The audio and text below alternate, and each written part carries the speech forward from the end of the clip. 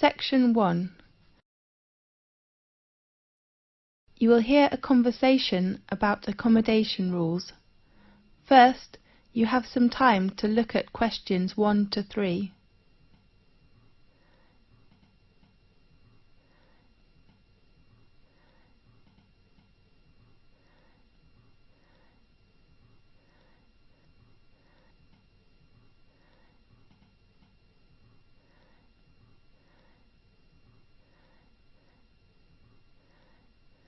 You will see there is an example that has been done for you. On this occasion only, the conversation relating to this will be played first. Good morning, everyone. I'm your accommodation advisor. Well, firstly, welcome to Thomas House, which is one of the most popular accommodations in our university. I will give you an introduction about the house and answer your questions. The name of the house is Thomas House, so Thomas House has been chosen. Now we shall begin. You should answer the questions as you listen, because you will not hear the recording a second time. Listen carefully and answer questions 1 to 3. Good morning, everyone. I'm your accommodation advisor. Well, firstly, welcome to Thomas House, which is one of the most popular accommodations in our university. I will give you an introduction about the house and answer your questions. As you know, the building was constructed in the middle of the 18th century and was used by the family of Thomas. That's, of course, how the house and university got its name. We repaired it and added some new and modern facilities last year. Excuse me, advisor? Yes?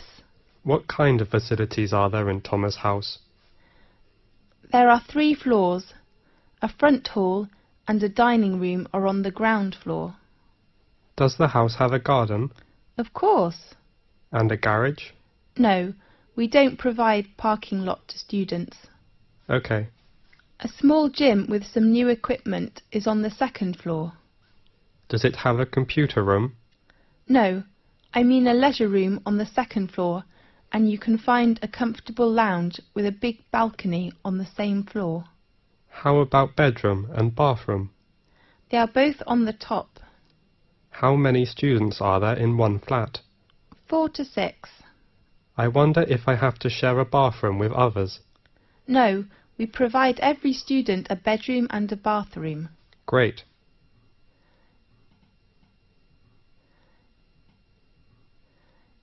Now, look at questions 4 to 10.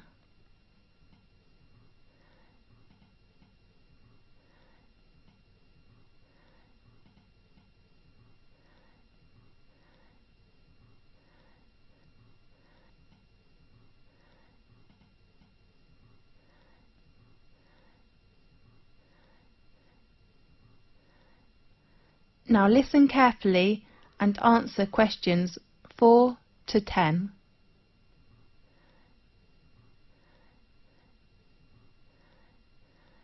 There are some rules in Thomas House. Firstly, smoking is not allowed in both your bedroom and the bathroom. Does the house have a smoking section? No, you can smoke on the balcony or outside the house. Advisor, is there a laundry in the house? Of course, laundry room is located on the right corner of the 2nd floor. Sure. But please do not use it after 11 o'clock. Is it free to us? In fact, you don't need to pay any bills which are included in your accommodation fee, but you have to pay laundry fee. How much? We offer 2 coin-operated washing machines. The large one is £2.50 and the small one is £1.60. If the lounge has a time restriction? Definitely. We ask all students to keep quiet and do not make noise after 11 o'clock. We know there is a backyard in the house. Yes. if we can park our car there? No, we do not allow parking in our yard. Okay. Could we invite some friends to hold a party in the garden or lounge? We only allow party on weekends. Fine. The last rule is to pay attention to the opening time of the front hall. The door is locked at 11 p.m. and opened again at 6 a.m. in the next morning. Remember to take the front door key when you go out early or come back late. How could we get the front door key? You can go to residence office building and get your key in room 101. Sure. Well, any questions? This is the end of section 1. You now have half a minute to check your answers.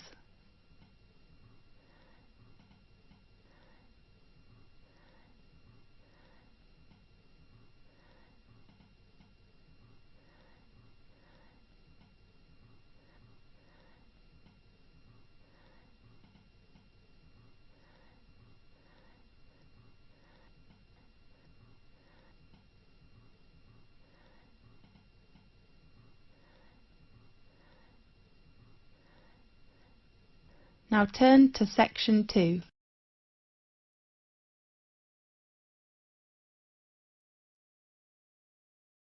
Section 2. You'll hear an announcement which is looking for some volunteers. First, you have some time to look at questions 11 to 15.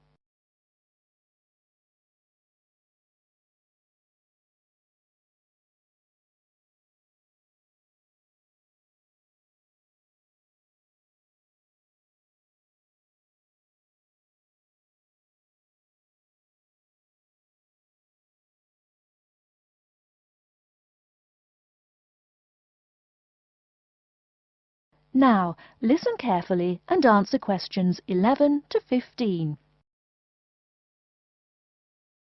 Continuing our broadcast of public service announcements, Worldwide Helpers announces upcoming vacancies for a number of volunteer worker positions. All applicants must meet the following requirements. First of all, applicants must be over 18 years of age. The company apologises, but there can be no exceptions to this rule. Second, persons interested in these positions may not have police records. Minor traffic offences like a parking ticket are, of course, no problem. But, and I quote, past and present drug users and sex offenders need not apply. The employer will, of course, check with the police to verify your clean record. In addition, applicants must supply references from past or present employers or teachers along with their recent CV. These references must testify as to the applicant's work habits and/or character. Remember, these are references from employers or teachers. A note from your dear old mum won't do. Worldwide Helpers assures me that they will contact these references to confirm they are genuine. Although all positions are volunteer, the employer will reimburse some of your expenses. For example, they will pay for transportation to and from the job site. Aside from that, the cost of phone calls is covered. Before you hear the rest of the talk, you have some time to look at questions 16 to 20.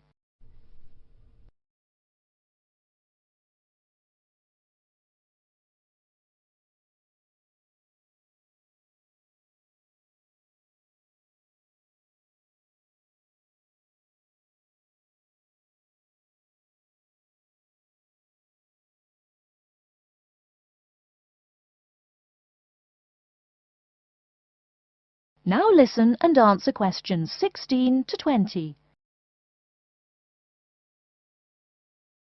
As for the positions themselves, there are 3 types.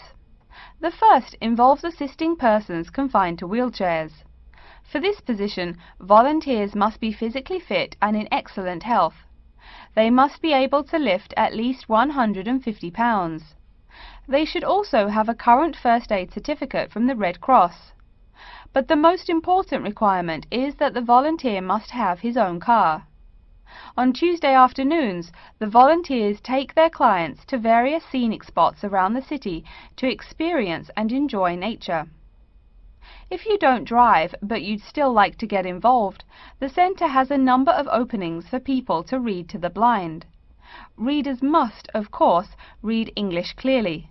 Persons with no foreign accent are preferred. For these positions, you must be available on Monday mornings. Oh, wait, I see a note here. There is one opening for someone who can read Urdu. Apparently, there is a Pakistani blind person who'd like to hear his or her native language, but the other positions are all in English. And finally, there are a limited number of volunteers needed to care for disabled children. I'm sorry, but the information I've been given does not say how many children or what disabilities they have. In any case, you are needed to care for the children for 1 week in August.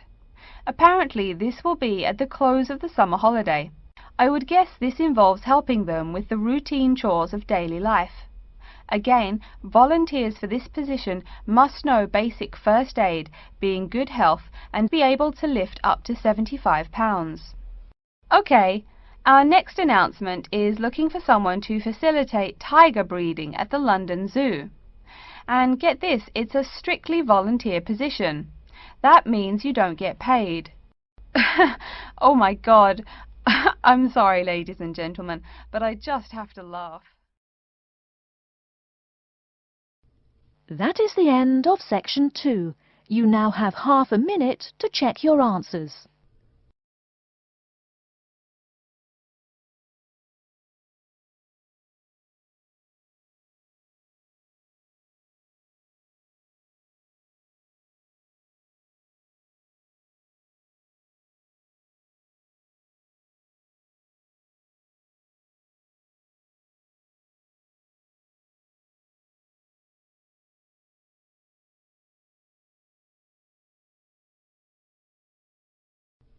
Now turn to section 3.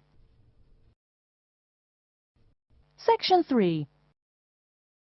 You will hear a student called Julie talking to her classmate named Ricky about a new essay that Professor Johnson assigned. First, you have some time to look at questions 21 to 24.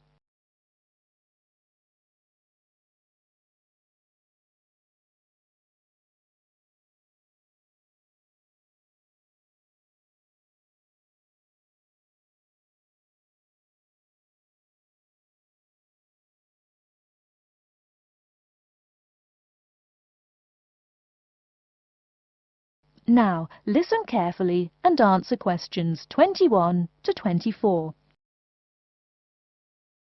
Hi, Julie, it's Ricky. Hi Ricky, how are you? I noticed you weren't in psychology today. I'm feeling sick, so I didn't go to school today. Would you mind telling me what I missed in class? Sure thing. I'm sorry you're not feeling well. Anyway, we spent most of the class talking about a new essay that Professor Johnson assigned. You need to choose one of the bold headings from the note system and research it. Wow, I picked the wrong day to miss class, huh? You sure did. Could you tell me the specific requirements of this paper? Sure. You need to find scientific research that supports your claim as one of your references. It can be from some of the case studies we discussed in class, or you can find your own. Or even better, you can conduct your own research. I'm sure that would get you an A. Have you decided what you're going to do yet? Also, where are you getting your references? Yeah, I'm going to research facial recognition by infants. I've already found a few experiments in scientific journals. That would probably be a good start for you. There are tons of journals in the library. Great idea, thanks. I'm considering writing my essay on the effects of one of the psychotropic drugs we talked about in class. I'm sure there is lots of stuff about it on the internet. Are we allowed to use information from the internet? Sure, you can use that as long as it's not your main source for information. You'll probably want to cite some of the experiments we went over. Good idea, thanks. I'm going to try to find some information from a bunch of different sources. Before you hear the rest of the talk, you have some time to look at questions 25 to 30.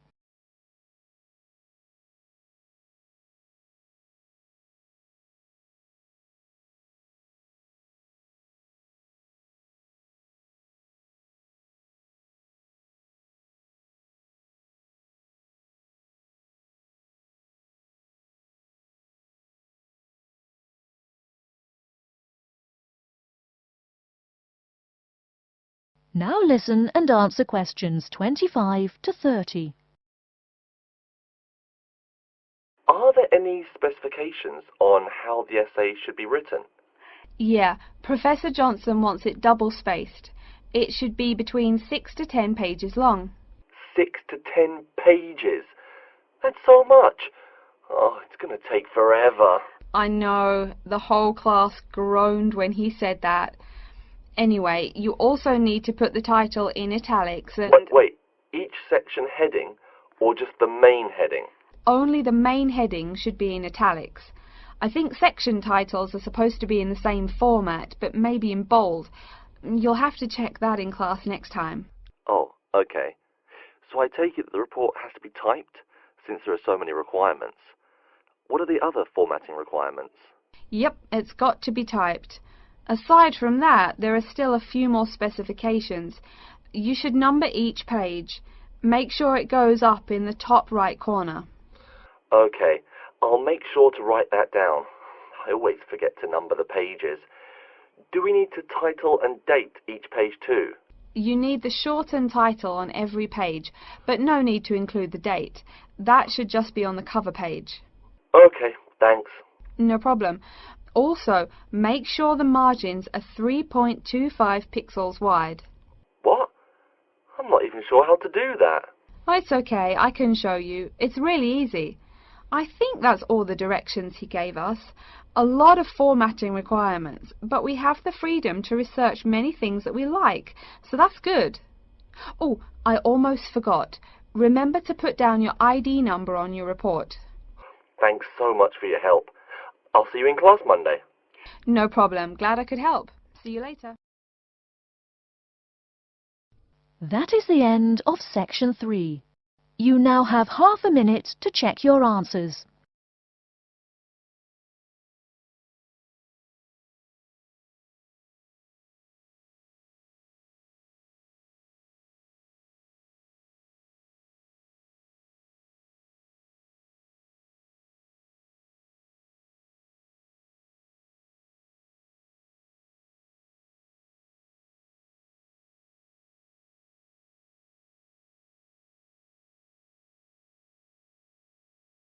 Now turn to section 4.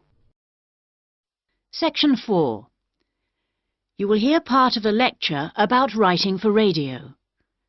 First, you have some time to look at questions 31 to 40.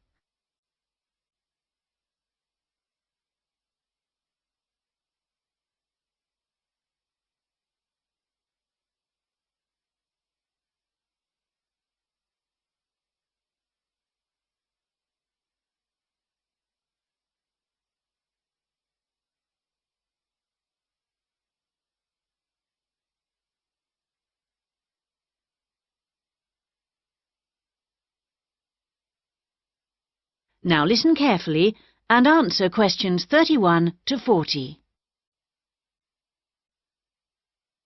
We're going to move on today to look at some of the key principles of writing for radio. Of course, the main thing that you have to remember is that a radio script is not written to be read, but to be spoken and heard. Now, putting this into practice is more difficult than it seems, because writing as we speak involves abandoning many of the normal rules of writing that have been taught to us from an early age. This is because we need to concentrate on how the piece sounds. Written words convey information, but they don't convey the full meaning of what you want to say. They don't tell you what to emphasize, what speed something should be read at, or where the pauses should come. So these have to be indicated in a script.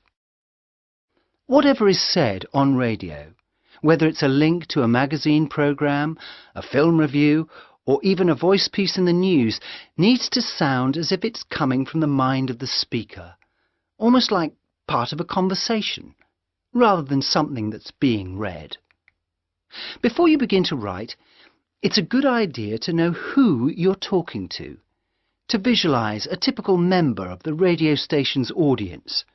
If you're writing a film review for a local audience, for example, think about how you'd tell your grandmother about the film. Or if you're reviewing a pop concert, think about how you'd tell your friend about the band. The words have much more impact if each person feels they're being spoken to directly, so your tone needs to be informal. Rather than using impersonal words like listeners or the audience, you can make it more informal. Include them in what you're saying by referring to us and we. Once you know who you're talking to, the next thing is to work out what you're going to say. Don't forget that the person listening to you has no opportunity to ask questions, and in the same way, you can't repeat what you've just said. For these reasons, it's important that your script is logical and progresses smoothly. Too many facts too close together will cause confusion, so space them out evenly. The best scripts allow listeners to visualize what you're describing. For example, instead of giving the physical dimensions of a field, describe it as being the size of, say, a football pitch. If you're talking about a tall building, relate it to perhaps a 10-story block of flats. Now, all scripts need something that will grab the attention of the listener. You need something that'll make them say, "Hey, I want to stop and listen to this." So the first sentence has to do this for you. It needs to be intriguing, interesting, and then it needs to be backed up by a second sentence that explains what you're talking about. The last sentence should also give your listeners food for thought and can be in the form of a question or a statement that sums up the item. After you've finished your script, you need to polish it up, and the most effective method of doing this is by reading it aloud. This also helps you to avoid tongue twisters or words that you might find awkward to pronounce. That is the end of section 4. You now have half a minute to check your answers.